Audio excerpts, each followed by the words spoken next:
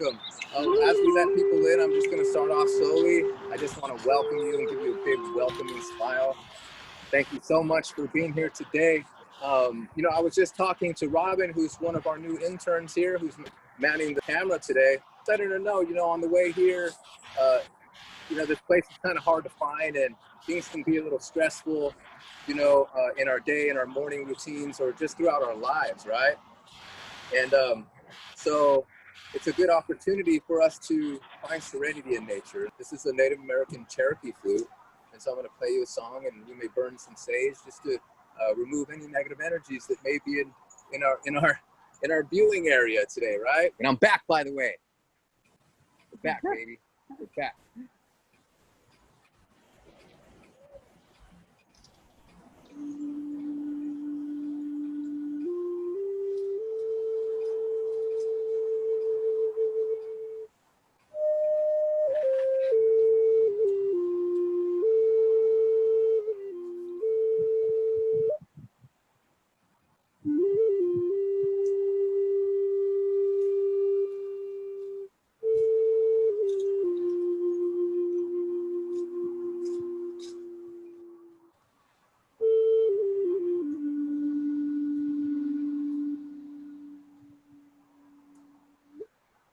Yay, did it.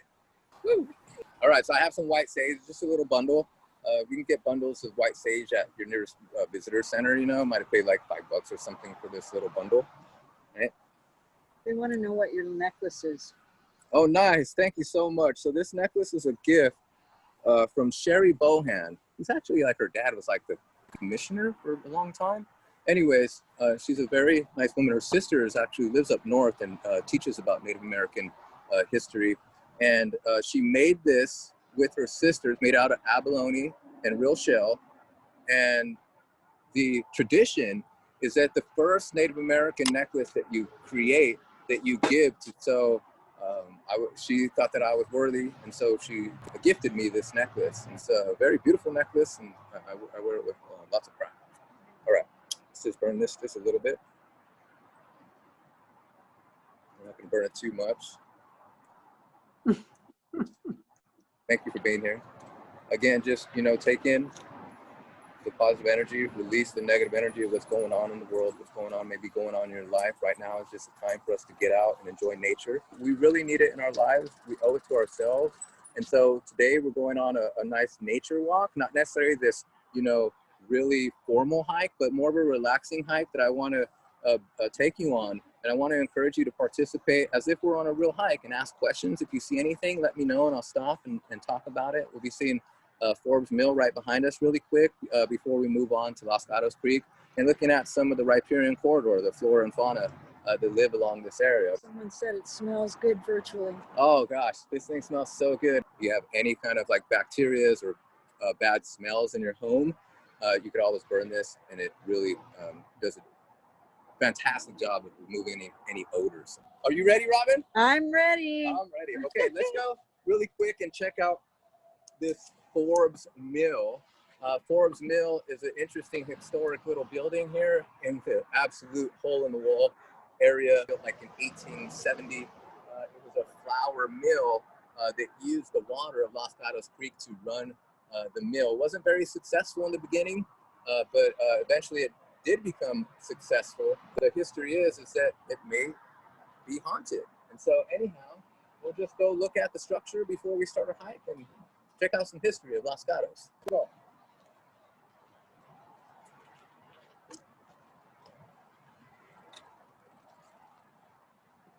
It's a creepy building, so let's check it out really quick.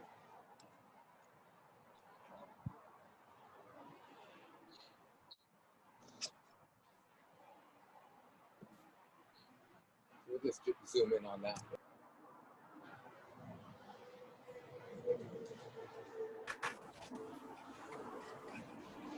Yeah, so Forbes Town. It used to be called Forbes Town.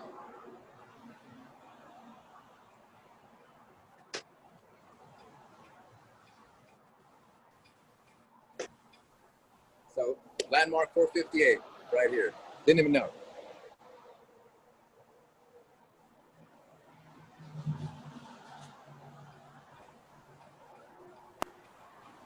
believe it's actually two. This is one of two museums that are functioning in Los Gatos and tell you about the history of Los Gatos, but unfortunately it's not open to the public at the moment due to the virus.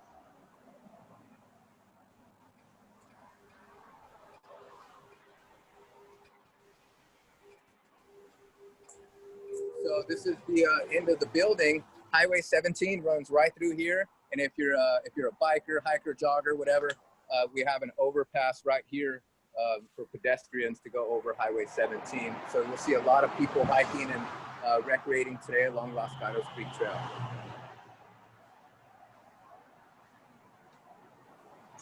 And this is the parking area.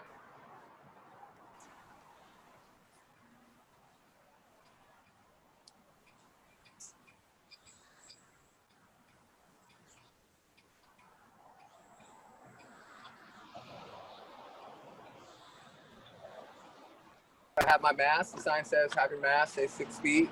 I want to remind people, probably not any of you, but you know, being on trails a lot, I do see families come out with no mask, and when they pass you, you know, they're breathing heavily. So just want to remind people to remember that although you're out in nature and there's not a lot of people, some of these trails are really narrow, like 3 feet narrow, and you got to go past people. So remember to bring your mask. And again, you don't have to wear it the entire time, but it's a good idea to put it on when you see people coming. So I'm going to have my mask with me.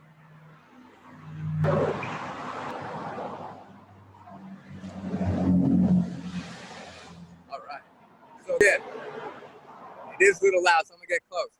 But I had to share with you this beautiful mural of an Ohlone village. Now, if you don't know, there was a Ohlone people, and the Ohlone people were actually 51 different tribes from San Francisco to Monterey Bay.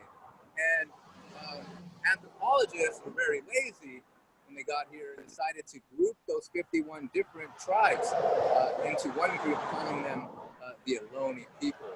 And so this is a natural and cultural mural along Highway 17.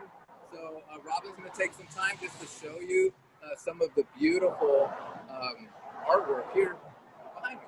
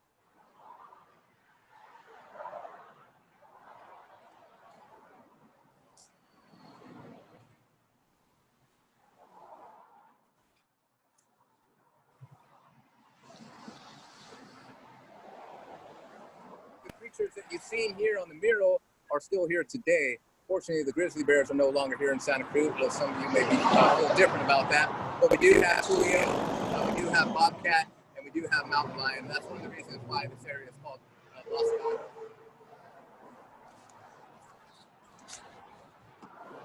Gatos, meaning cat? Gatos? Gatos? Los Gatos. Yeah. Yeah, it means Gatos, cats. cat. The cats. Yeah, the cats.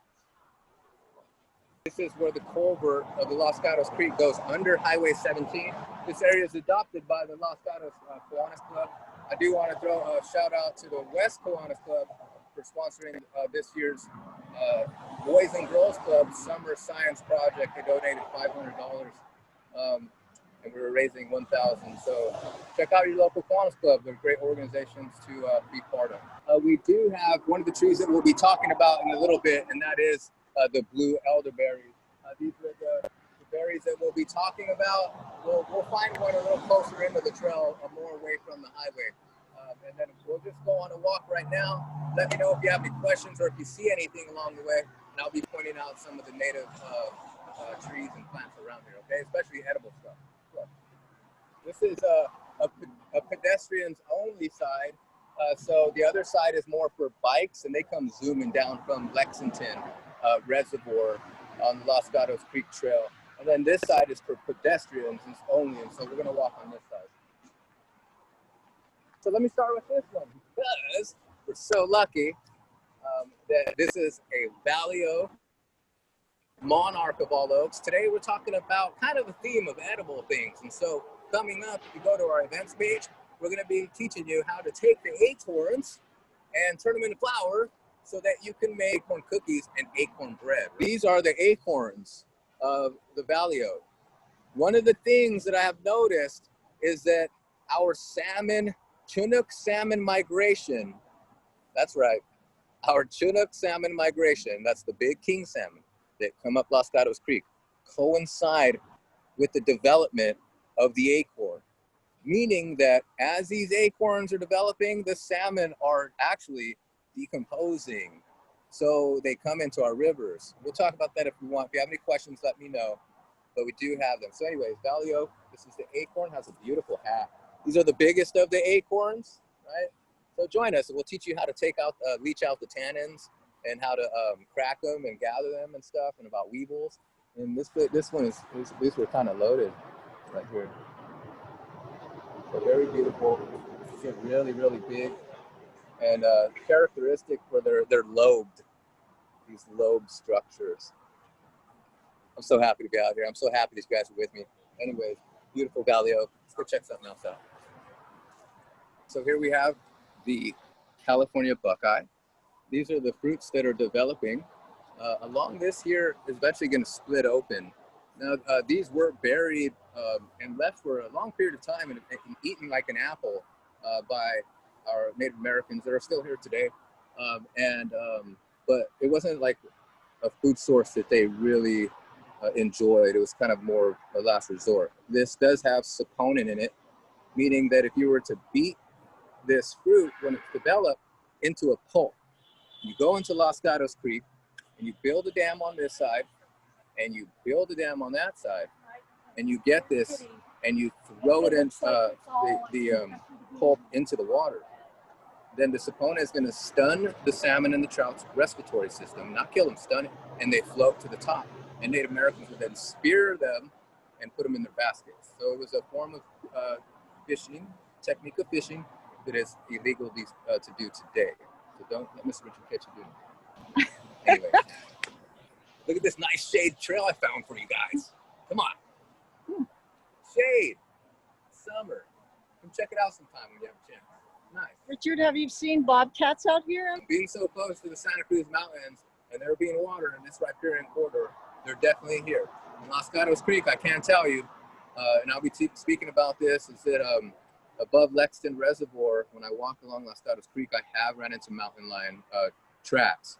The same day I went home and watched the news and there was a mountain lion encounter there.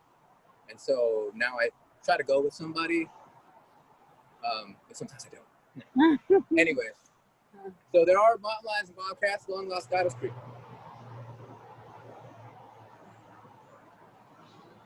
Wow, look at this beautiful western sycamore. Look at this thing. It's probably 300 years old. It comes up from the river. This makes up our overstory of the riparian corridor. The riparian corridor is all the vegetation that runs along the creeks, you know, the plants and shrubs. And this western sycamore, the native, coming all the way up, and it puts up that canopy 300 feet in the air. And so it's pretty amazing. It provides all of the shade and shelter for fish as well as terrestrial creatures. It might be an animal scat there.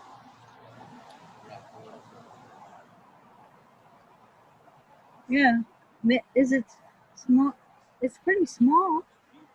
Yeah, it could be. That skunk? So it could be like skunk, raccoon. Oh, and look what's over here on the floor. Somebody was chewing on it. We're going to talk about this in a second. And these are the bay laurel nuts. But let me take advantage of that they've already opened it up for me and show you the bay laurel nut. We'll go find another tree and stuff. But I wanted to let you know that the bay laurel nut and the bay laurel tree is a pretty amazing tree. The leaves have menthol in them and were used to keep insects out of Native Americans' acorns and things. But this nut has more caffeine than coffee. If you're pregnant, you shouldn't be eating them. But what I do and what you have to do is you bake them at 350 for about an hour and 45. I got to recheck that, and I might have a class on it for you guys. And actually have photos. But I'll show you the photos when we get to a tree. And so anyhow, you bake it at 350. They come in 3 different roasts: dark roast, light roast, medium roast. I really don't like any of them because the dark roast tastes like coffee, and then the light roast, I put salt on them and stuff. So you bake them, and then I put salt on them, and then you can eat them like that. Yeah, anyways, there's also a story about a face on being on here. But we'll go find another, and I'll show you some photos. The inside is from the avocado family. You see this right here? So I like to tell people Super Bowl Sunday, collect 1 million of them and you can make some guacamole, okay? Now it takes a lot of them, but anyhow. So let's walk and let's go find some other cool stuff.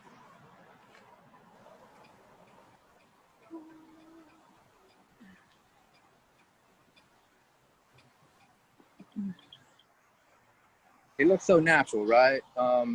And this what you're seeing is this tree that fell across, and a lot of times, our water managers to remove the stuff because it's a flood control thing, like where it can cause flooding and things. But we have to remember that these down trees, you see where that tree fell, if you look right behind it, there's now a pool, and then if you look, you'll see white water. That white water is creating oxygen. So when the water hits that tree, it's actually pulling oxygen from the atmosphere and bringing it into the water, creating more dissolved oxygen for our fish. They need dissolved oxygen to survive. We need oxygen, right? And so if we look down even further, you see more white water, and that's just being created from the rock structure that's there, So even things that are abiotic, like rocks, provide salmon spawning habitat, create oxygen, things that we totally just take for granted. But it's not our fault because we may not understand that logs and rocks create oxygen in a habitat for fish, So it's a beautiful example. Someone mentioned that there's beavers. Absolutely. You guys want to talk about the beavers? We'll talk about beavers in a sec. Come on. We mentioned the California beaver. And we do have California beaver along Los Gatos Creek, and it's an amazing thing. At about 1979, a couple of retired game wardens from the Department of Fish and Wildlife decided to reintroduce a couple of beavers above Lexington Reservoir in Los Gatos Creek. And when I worked at Guadalupe in about, I can't remember how long ago it was now, we were there and rediscovered the beaver after 150 years in the Guadalupe River when I worked on the Guadalupe River. So we had to capture the beaver because the beaver had a newspaper strap around her waist. And we had to capture her, cut it off, send her in for a checkup, and things like that. So the mural that's at the Guadalupe River Park Conservancy and the Visitor Center is the one that I designed with Wildways Illustrated. It tells you all about the beaver, all about their adaptations. They're an amazing creature.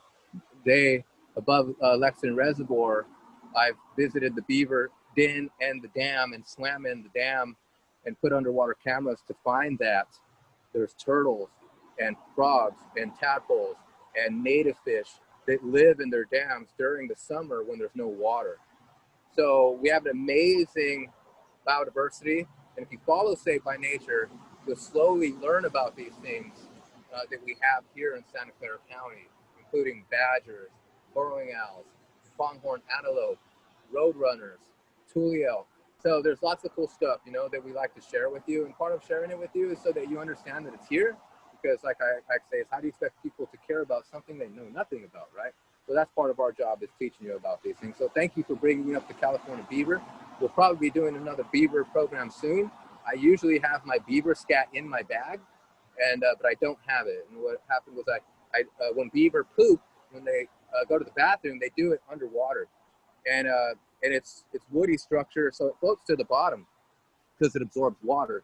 And so what I do is I dive down into beaver dam, in beaver den, whatever, beaver dam, beaver pool, and I grab it and I bring it up. You know, I put like a West Sycamore leaf, let it dry out, and I put it in a container, and I keep it to hand out to the kids.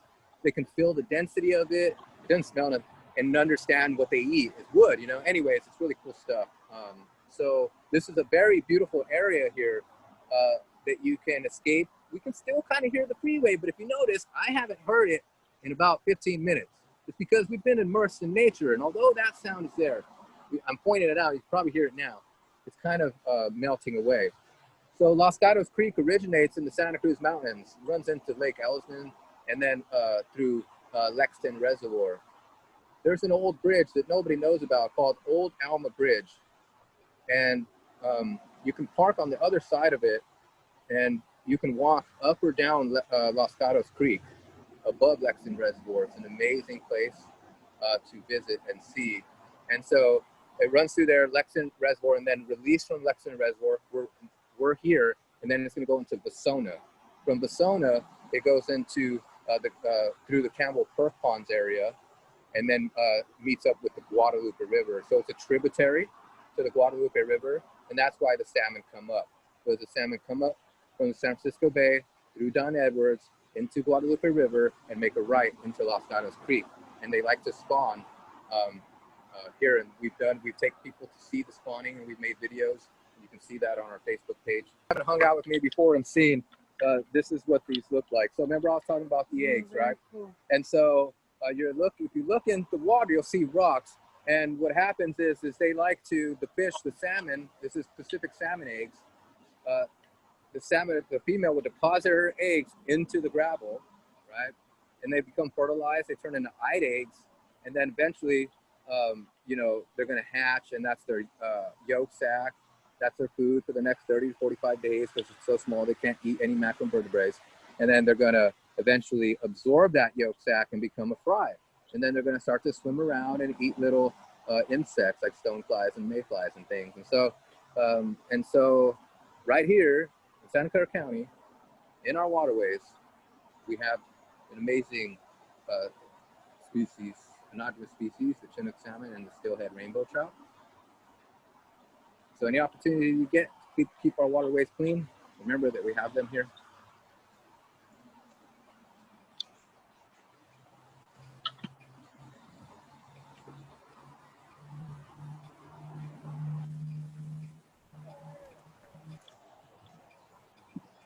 Okay, so if we look right here, we have the California blackberry. And so the California blackberry is one of our edible berries. Don't mistake it for the Himalayan blackberry, although they're both edible. The Himalayan blackberry is non-native.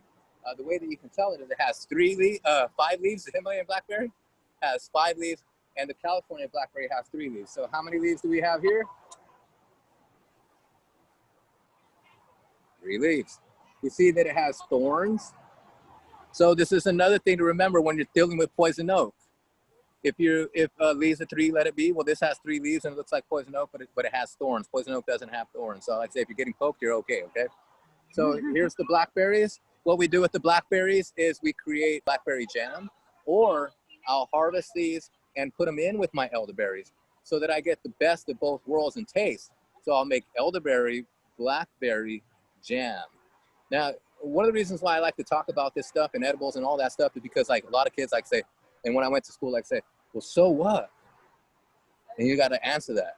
And you got to like, well, so what? It's like, I can make some blackberry jam. I can make some blackberry pie, and I can make stuff out of this. That's so what? And so I like the ones that are dark.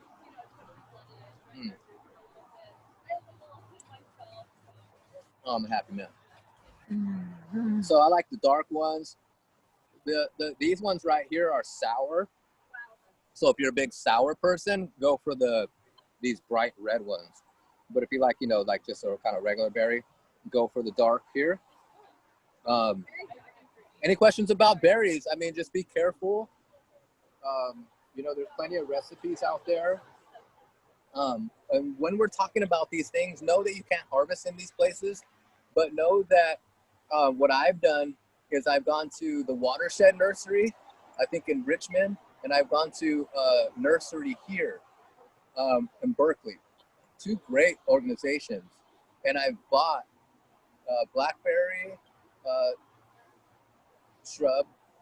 I bought coffee berry, um, elderberry, yerba buena. Did I say coffee berry? California rose and ceanothus. I bought all these things because I want to share them with you guys and I want to be able to harvest them on my own. So if you, and I live in an apartment, so I planted them on the side of my apartment and stuff. A lot of these things are native. You get them going, you give them some water, they don't need you anymore. That's the cool thing about them. So think about, you know, visiting some of those places and buying your own so that you have this in your own backyard. You're also bringing pollinators to your garden, you know, you're bringing beautiful hummingbirds and things like that. So you're doing a good thing at the same time. So I just want to. Neary Lagoon in Santa Cruz has tons of blackberries that you can harvest. Oh, nice. And they're all around the lagoon. So this is a good time to start going out there if you want to see birds and turtles, and then also blackberries. Thanks, Robin. That's a good tip. All right. Well, I'm going to take some time on it because it's kind of what this program is about. And this is like one of the coolest, I like to call it the Cabela's of for the Native American people during that time and even today. So what I mean is that this elderberry tree provided so many different uses.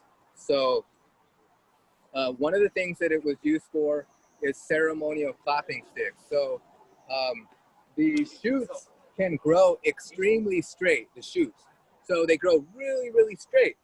So Native Americans would harvest them, turn them into glow dart guns by removing the pith, ceremonial clapping sticks by removing the pith from a branch and slicing it in half. They would clap it together, so ceremonial clapping sticks. They would create spears. They would create arrows with it. And also the berries were used as a dye. So it's a very dark color actually. And if you dye it overnight, you put an item in there, it'll dye it kind of like a purplish blue. And so it was also used as a dye. You can take the flowers of this when it's in bloom and you can put it in batter and you can fry it and eat it and make it all unhealthy. And so that's pretty cool. But what we're talking about today are the berries. And so I was lucky enough back in the day to start my career as a volunteer docent at County Hills Regional Park with Dr. Beverly Ortiz, who has a doctorate in Native American history and ethnobotany and stuff. So she taught me all about this stuff. So know that you're in good hands when you hang out with Mr. Richard. A simple rolling boil and it's safe. I've been feeding my kids elderberry peanut butter sandwiches since they were young because it's rich in so much vitamins and minerals and vitamin C. I'm going to show them that and just kind of the structure of the leaf.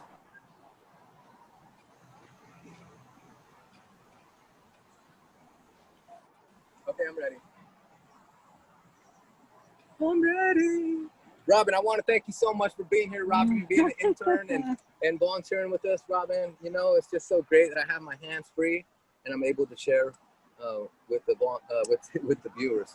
So Somebody asked you a question about, did your kids, something about foraging. Did you make your kids forage with you? Oh, look at this, look at this. Okay, so this is what the flowers look like. And I'm asking that question. This is the flowers, and that's the one you can put into batter, and then you can fry it, and you can eat it, okay? Here's the berries, and oh, sometimes you run into some clusters that are bigger than your head, and it's so exciting. And so these are the clusters, These are the berries. Takes a while to get them off the little stems. They're like grape stems. If we look, show them really quick, Robin. See how these are like grape stems? They grow like a grape. Plus, you just pull them off. You rake them off with your fingers. And tomorrow we're going to be doing all this stuff in the Saved by Nature kitchen. Richard, are these ones ripe? Yes. They are. Okay, so they can have kind of that. And if they start to dry out and they're like black, I'm gonna try to find some stuff. We'll probably find it. There's another tree. Then you don't want those. Okay. These are ripe. This is the time. That's why I'm doing this hike, and I planned it kind of like, you know, just out of the blue because I wanted to share this with you before they dried out. And as you can see, these ones already dried out. We're getting early. What's up, kids? You guys go home, check out Saved by Nature, all right? Come hang out though. Come chill. You guys were listening. Come back. I blew it. I blew it. I had two kids right here just mesmerized. I blew it. All right, so I shouldn't have said anything. Okay, so here we have the elderberries, and this is what they look like when they're ripe. You can actually see the flower, you know, still in them. You're just gonna rake those off. They come off pretty easy, you know. They're both ripe. All you're seeing is that frost is just a white frost, and then that's what it looks like when the frost is off. Okay. One thing you want to be careful of: don't get the green ones that are hard. Okay, no green ones, no hard ones. They have to be soft and have this little frost and blue to them, you know? This is what they look like on their way out. You see what, they start to like dry out and shrivel up, and you're gonna see some kind of black ones, and you know, they just don't look all like all abundant, right? You can tell that they're drying out. Getting a little reflection. Reflection? Yeah, that's better. There we go. That's better. Right there? Mm-hmm. That's good. Okay. All right, so you asked about my son. So this is my son right here. And tomorrow we're gonna be doing this. And you know, before my grandmother passed away on my birthday, she left me this heirloom, if you will. And it's what she used to use to make jam. She taught me how to make elderberry jam before she passed. She used to make all these other jams, but then I said, Grandma, can you teach me how to make elderberry jam? And she's like, sure. I'm like, she never did it before, but it's just like any other jam, right? So she helped me. So then I put my son to work, and I have him take off the berries and stuff. And then what we do is we put them in the strainer, and you can do this with anything you have at home, like a strainer and some coffee filters and whatever. And we'll be going over that tomorrow. And then basically, you know, I had my son smash them and stuff, and then we created the jam, and I like to put it on English muffins and things, right? So someone asked if you could just pull them right off the tree. You can. So, but again, they have cyanide in them, so you don't want to eat them like all crazy. Like some people are like, oh yeah, I'll just eat like a handful. I'm like, whatever, dude.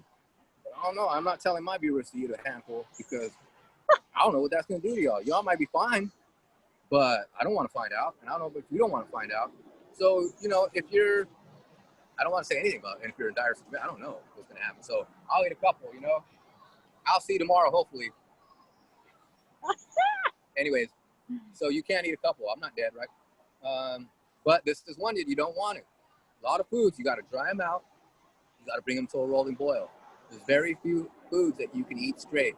That California blackberry that I just ate, that was one of them. You could just eat straight. You get as many as you want, okay? So, so when we're cut these, we're gonna cut them about here and take that bundle, if there was a bundle, and then we look at their structure. They are opposite, meaning that their petioles are opposite, not alternate. If we look next door, we have alternate on this, whatever this is. And you see how their petioles are opposite. So it goes petiole, space, petiole, space, petiole on this other tree. But if we look at the elderberry, they're opposite of each other. Petiole, petiole, petiole, petiole, petiole, petiole. I'm saying petiole, not petal. Petiole, that's the thing that connects the leaf to the stem, okay? And so we see this, and they're what's called pinnately compound, meaning that it has this pinnate compound structure. And then their tooth, not entire. So their margin is the area that's along the leaf, and this is a tooth. not simple. So that's the elderberry. This is also a tooth. All right, we'll find a bay laurel, talk about that, and we might be almost out of time. We'll just go find a bay laurel tree. So I can talk to you about the bay laurel real quick, and about the coffee and things. Oh, you're fine. Right. We're doing a live virtual hike. Check us out, Saved by Nature. Oh, okay. Bye, Nature.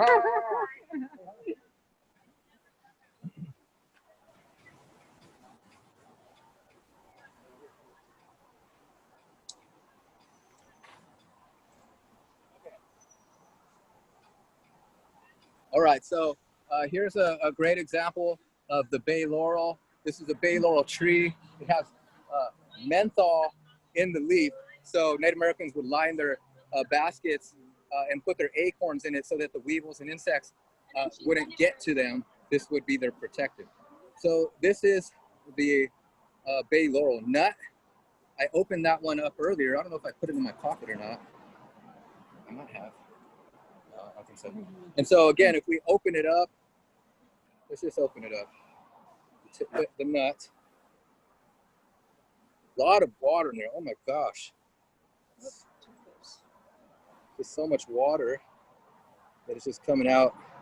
And this is going to leave a really stickiness to my fingers after, like almost like a glue. Now this is the nut. Okay, there's the nut. Now, if we take that nut